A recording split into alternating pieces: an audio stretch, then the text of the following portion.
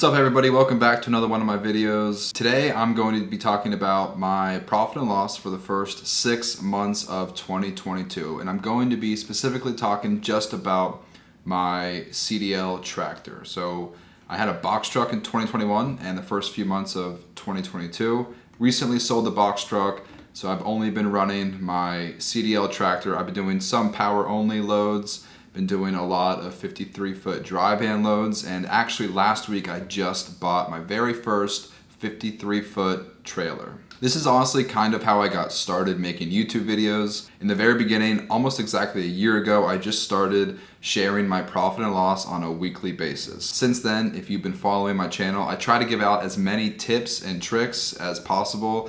I try to share the success I've had. I try to share definitely the failures that I've had, just so you can learn from me, because YouTube is a great place for you to get information. It's actually where I started my trucking business journey. I started doing research on YouTube. So I want to provide for you all as much information as possible so that you can learn from my mistakes and hopefully start or grow your trucking business. I'm gonna try to put the numbers on the screen, but I'm just gonna generally talk, like I said, the first 6 months of 2022. So I got my truck back in February, and for the first 6 months, I guess it was only 5 months, I drove about 40,000 miles and I made about $120,000. So my rate per mile comes out to be almost exactly $3 per mile. Now, whenever I say I drove 40,000 miles, I'm counting deadhead and loaded miles, but I'm not counting any extra miles that my driver potentially drove. So a couple things. First of all, you need to look at deadhead whenever you're looking at your rate per mile. I see almost all the brokers, they only care about loaded miles, so they'll tell you we got this load paying $3.50 a mile, but from where you are, it's actually 100 miles of deadhead. So you absolutely need to calculate your deadhead whenever you're considering your rate per mile. But also, if you hire a driver and you have a driver, I only pay my driver based on miles it should take. So if my driver goes 50 miles out of the way, I'm not paying him for those extra 50 miles. And from what I've heard, a lot of the big trucking companies, they actually just do zip code to zip code. So I'm at least doing address to address. So it's more precise. I want to be as fair as possible to my driver, but I cannot just pay my driver for every single mile driven, because he could just drive it all over God's creation. I end up paying him for an extra 10 or 15% of the actual miles. So whenever I say 40,000 miles, my truck probably actually drove more miles, but I'm just counting deadhead and loaded miles. So pretty much everything that I talk about needs to be based on a cost per mile. Like, I don't care what your revenue is. I don't care how much money I'm spending on fuel total. The only thing I really care about is, okay, what's my cost per mile? Because ultimately, that's how I'm making all of my decisions. And if you don't know your cost per mile, I highly recommend it. I have a bunch of videos that I've shared on how to calculate your cost per mile. And on my website, harrisburgbookkeeping.com/store, I actually have an easy to use Excel file that'll help you calculate your cost per mile for you. Okay, so my revenue was right around $120,000 for the first 6 months of 2022. The first thing I want to talk about is how much I paid my driver. So I'd start my driver out at 58 cents per mile, and after he was with me for 3 months, I increased his pay to 60 cents per mile. I'm probably going to keep it at 60 cents per mile for at least 6 more months. We'll see what happens. You probably already know this if you've been following along. I use a staffing agency to find me a driver and pay my driver. So it's part of the contract. I have to pay the staffing agency, and then the staffing agency pays my driver for the first 6 months. And then after that, the driver can be my full-time employee. But the staffing agency, actually, I just did the math. They charge me 75 cents per mile just for the driver. And the reason behind that is because they consider payroll tax, so they're paying for payroll tax, payroll processing fees, and also workers' comp insurance. So payroll tax, if you don't know, it's about 7% of your wages. So if you're paying your driver $1,000 a week, you're going to need to pay an additional $70 every single week to the IRS in the form of payroll tax. And then there's also workers' comp insurance, which I've heard can be as low as 5% if you're lucky, but I've also heard it can be as high as 10%.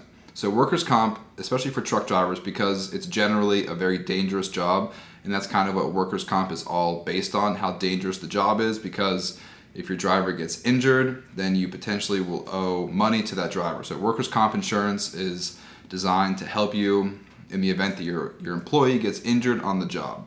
So workers' comp insurance for truck drivers is somewhere between 5 and 10%. So I'm paying my driver 60 cents per mile, and then an additional 15 cents per mile goes straight to my staffing agency to cover these fees like payroll tax, payroll processing fees, and workers' comp insurance. And then there's an additional upcharge. So apart from direct fees like payroll tax and workers' comp insurance, there's just an additional staffing agency charge. So all in all, that additional staffing agency charge comes out to be like an additional 25%. So I'm pretty much paying my staffing agency $1 a mile for my driver.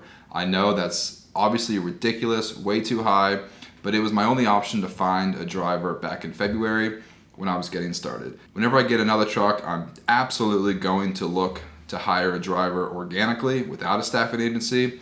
But for the time being, I have 3 more months left in the contract with the staffing agency, so it just is what it is. But in the first 6 months, I paid $8,000 just to my staffing agency. Just that 25% upcharge. $8,000 right off the top went straight to the staffing agency. So out of that $120,000, I spent about 40 of it, about 33% of my revenue went to labor. That's for actually going to my driver, payroll tax, workers' comp insurance, and money paid to my staffing agency. About 33% right off the top, which is crazy high. So it's been really tough for me to make a profit with such tight margins. And at the end of the video, I'm gonna share what my net income was for the whole first 6 months. So right off the bat, I'm losing 33%. So made 120, already spent 40. Now, the second biggest expense is fuel. Everybody knows fuel has been crazy, and I'm getting about 6 miles per gallon, and fuel was about $6 per gallon. So do the math, I was paying about $1 a mile just in fuel, which is just crazy. A year ago, it was $3.60 a gallon. So I paid almost exactly $40,000 in fuel. So there's another 33%, which makes sense. I paid $40,000 in fuel and I drove about 40,000 miles, give or take. So that makes sense that I paid about $1 a mile. So right off the top, my driver, 33%, fuel, 33%. That does not leave a lot of money left over for everything else. But I did the math. If I was paying $3.60 a gallon, I would have saved $17,000 in fuel just in 6 months, just by driving 40,000 miles. I would have saved $17,000. This business would have been insanely profitable if fuel was priced normally and if I didn't have my staffing agency. Right off the bat, there was an extra $25,000 that I could have kept in my business, but instead I had to pay for crazy high fuel prices and a staffing agency to find me a driver. With that being said, I did not have a good start to this year, but I'm incredibly hopeful with the future. If I can find drivers organically, and if fuel prices go back down, which they already are, I'm sure you've been noticing, I'm getting fuel for $5 a gallon, which is so much better than $6 a gallon. Whenever the market for fuel goes back to normal, and if I can hire drivers organically, I know this business is going to be profitable. So my third biggest expense behind my driver, behind fuel, is actually my dispatcher. I pay my dispatcher 6%. I've gotten a lot of feedback. Oh, you should be dispatching your truck yourself. You're overpaying your dispatcher. You don't need a dispatcher. You need to learn the industry. I get it. Listen, I've been working with my dispatcher, the same dispatcher the entire time. From day one, he got me my very first load more than a year ago. I've been working with him every single day. I'm not going away from my dispatcher. So I appreciate your feedback. I appreciate your comments, but you need to understand what I'm trying to do. I'm trying to build a business where I am super hands off. I don't drive the truck. I don't dispatch the truck. I don't repair the truck. I'm trying to build a business because I have another business. I'm an accountant during the day. So I'm constantly busy doing bookkeeping and taxes for 30 other small businesses. I don't have time, nor do I want to be doing the day-to-day operations of my business because I'm trying to look big picture. I'm trying to think strategically and plan ahead so that I can build a business. Because right now, if fuel were $3.60 a gallon, I would have already bought a second truck. I would have already hired another driver because I would have been profitable. As soon as this business becomes profitable, my plan is to grow and scale. And I've already have the systems in place and the processes implemented that I can just grow. And really my workload does not increase a whole lot, which is that's what I'm trying to do. That's the whole plan here. So I paid my dispatcher about $8,000 in the first 6 months, but he does everything. He tells my driver where to go. He obviously books loads. He negotiates with brokers. He actually tells my driver where to get fuel. He tells my driver where to stop in the evening to take his 10-hour break. He communicates with the driver. I talk to my driver once a week. I never talk to brokers. I never talk to shippers, never talk to receivers. He coordinates everything. So he's definitely worth the $400 or $500 a week that I pay him. Fourth biggest expense is insurance. I pay about $1,700 a month on insurance. And I was running power only for the first 5 months. And trailer interchange insurance is actually pretty expensive. It added like $100 to my policy per month. So I just got rid of trailer interchange. Now I have a trailer. So my insurance is actually going to stay the same even with an additional trailer. But insurance I think is pretty standard across the board. $1,500 to $2,000 a month is what I see a lot of guys paying. $1,700 a month for me. I figure that's not too bad. It's largely dependent on your credit score, the value of your truck, and your driving history. Those three things determine your insurance. Next biggest expense is depreciation. I talk about depreciation all the time. So tractors depreciate over 3 years, trailers depreciate over 5 years, box trucks depreciate over 5 years. So what you need to do to calculate depreciation is take the total purchase value of your truck. Let's say you bought your truck for $60,000 and you divide $60,000 by 36 if it's a tractor or by 5 if it's a box truck. And that is your monthly depreciation expense. I see a lot of guys having a loan for their truck and they pay off their truck loan every single month, but that is not an expense. You're simply transferring money from your checking account to your loan account. The only way to capture an expense on your truck is through interest paid on your loan, which you need to split interest and principal, and then depreciation expense. And you can also do depreciation a dozen different ways. You can do accelerated depreciation, bonus depreciation, section 179. So I had a tax client, 2021, he bought a truck for $60,000. He took a $60,000 deduction using section 179. So if you just bought a truck this year or last year and you're looking to take a big tax break, you can do things like bonus depreciation or section 179. But I always tell people, keep in mind, if you depreciate the entire value of your truck this year, you won't be able to take depreciation for the next 2 or 4 years. So keep that in mind, especially because if you're just starting your business and it's brand new, you're probably not going to make as much money this year as you would next year. So you might want to save some of that depreciation to offset your income from next year. Something to keep in mind. The next biggest expense I had was factoring fees. If you've been in the industry a long time, there's really no way around factoring fees.